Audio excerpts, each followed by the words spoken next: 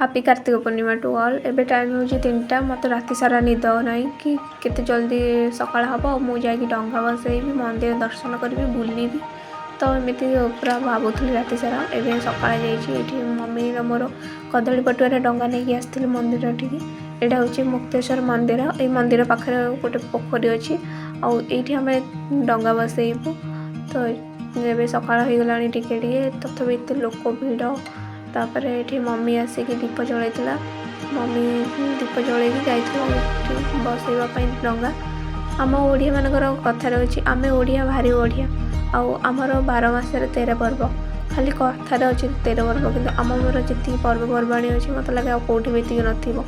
आमको बहुत भल लगे ओडिया पर्वपर्वाणी पालन करने।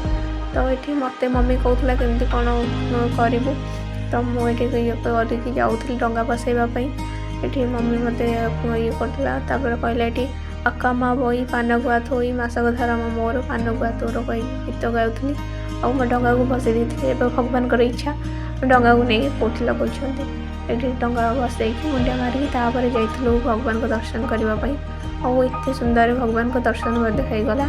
थैंक यू भगवान आपण को एत सुंदर दर्शन होता। सकाल सकाल एत एनर्जेटिक फिल होता है भल लगुला। आज दिनटा भी मत भल रहा। तो आपण मानक thank you for watching my video. Please like share subscribe my channel. Thank you.